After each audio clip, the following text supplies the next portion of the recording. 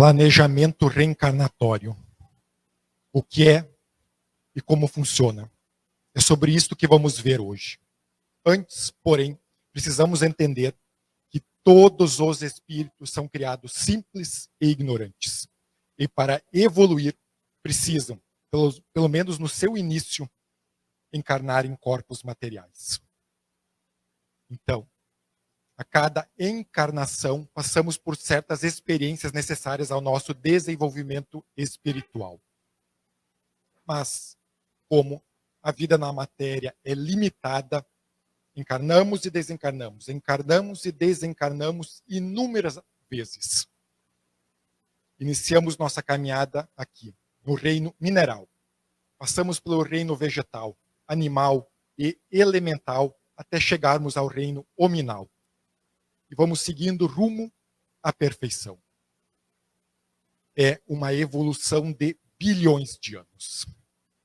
O processo é lento, principalmente nos reinos mineral, vegetal e animal. Durante esse período, o progresso acontece de fora para dentro, pela força da matéria. Ao ingressarmos no reino hominal, passamos a ter consciência da nossa realidade. E a partir daí, pelo nosso esforço e vontade, podemos apressar esta caminhada. É aí que entra o planejamento reencarnatório. Para aumentar as chances de sucesso na próxima encarnação, o espírito, antes de nascer, no mundo espiritual, escolhe as experiências que necessita para o seu desenvolvimento espiritual. Neste momento, são analisadas as experiências que ele já teve, o que fez de certo e o que fez de errado, o que aprendeu e o que ainda precisa aprender. Com base nessas informações, é elaborado o planejamento reencarnatório, que precisa ser aprovado pelos instrutores da colônia espiritual em que o espírito estiver hospedado.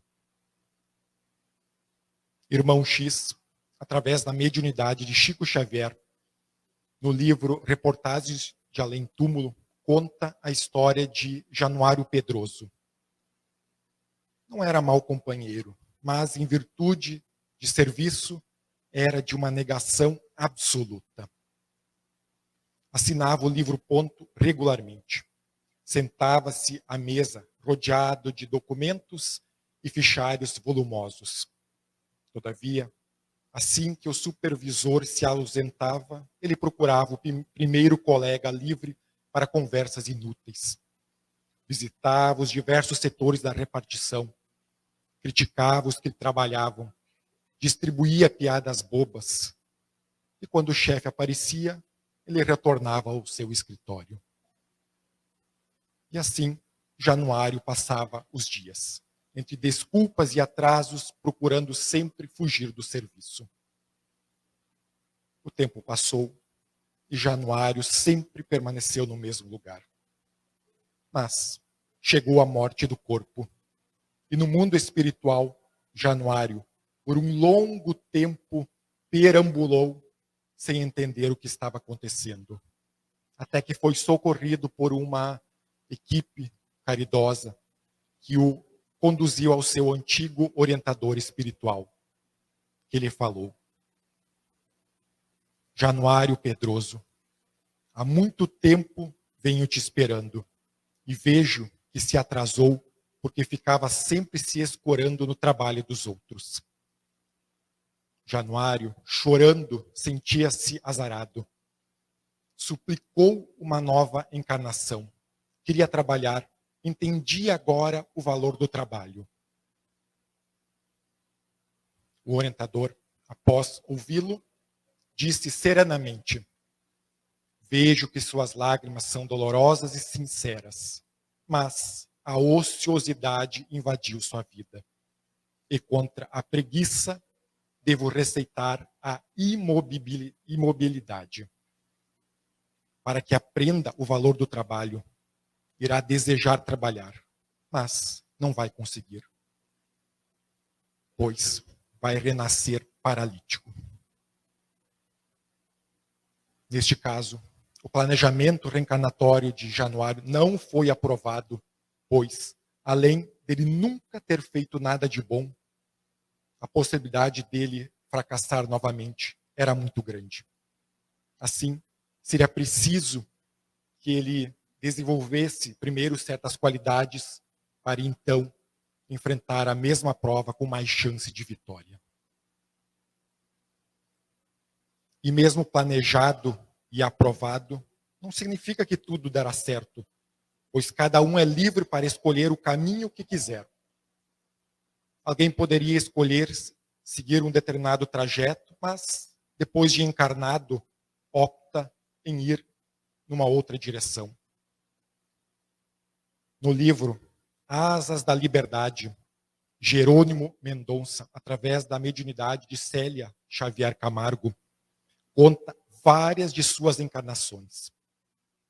Em algumas dessas encarnações, ele saía tão mal, com tantos débitos, que, em certa ocasião, chegou a dizer ao seu guia espiritual para desistir dele, pois ele não tinha salvação. Mas, de encarnação em encarnação, foi se modificando e se melhorando, até que, para liquidar todos os seus débitos, solicitou uma nova encarnação, onde se tornaria paralítico, cego, surdo e mudo. Os benfeitores espirituais acharam justa a solicitação, mas, por achar que ele poderia fazer mais, proporam que ele nascesse no Brasil. Se tornaria paralítico, sim, em virtude das muitas maldades que fez, mas poderia falar e ouvir, a fim de utilizar a fala para o bem. E assim, em 1º de novembro de 1939, nasce Jerônimo Mendonça Ribeiro, na cidade mineira de Ituiutaba, aquele que ficou conhecido como o Gigante Deitado, orador espírita e benfeitor de várias causas assistenciais. E não é a vida toda que é planejado.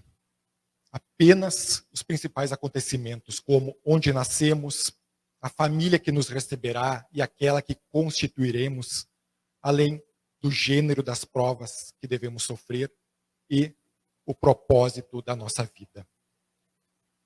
Como disse Chico Xavier, nascestes no lar que precisavas, vestistes o corpo físico que merecias, moras no melhor lugar que Deus te proporcionou, de acordo com o teu adiantamento.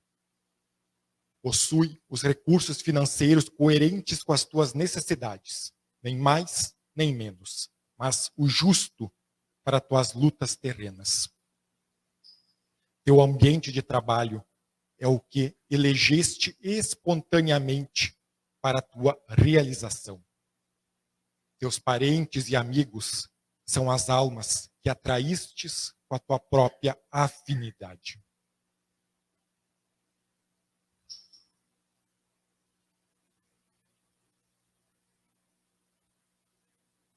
Em essência, o planejamento reencarnatório é uma linha mestra, indicando para onde devemos ir. Mas somos nós, durante a vida corporal, que decidimos se vamos ou não seguir por este caminho. Podemos nos desviar totalmente do caminho traçado. Podemos ir mais para cá ou mais para lá. Podemos ir mais depressa ou não. Podemos fazer tudo certo, como também podemos fazer tudo errado. Quando viemos para cá, nós temos toda a liberdade para fazer da nossa vida o que a gente quiser. Só lembrando, tudo que a gente plantar, vamos colher. Mas por que alguém iria escolher uma vida de dificuldades pela esperança de ser feliz no futuro?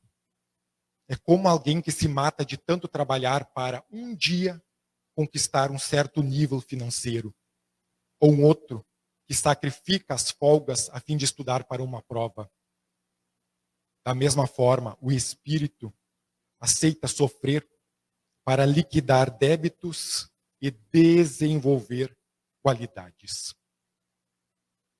Como disse Muhammad Ali, o grande boxeador norte-americano, eu odiava cada minuto dos treinos, mas dizia para mim mesmo, não desista, sofra agora e viva o resto da sua vida como um campeão. É bem isto que o espírito pensa quando está no plano astral.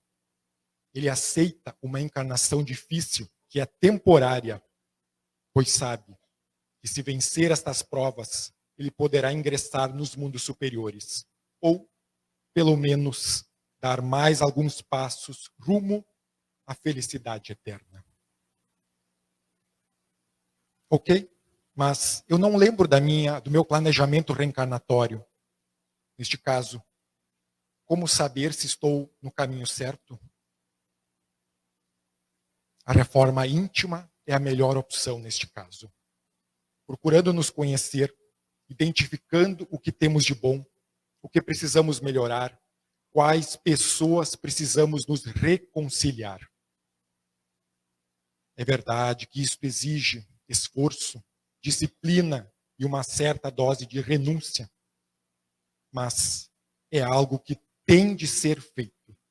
Se não for agora, será numa outra encarnação. Então, vamos aproveitar o tempo que nos foi dado para nos tornar melhores e darmos nossa contribuição para um mundo melhor. Assim seja.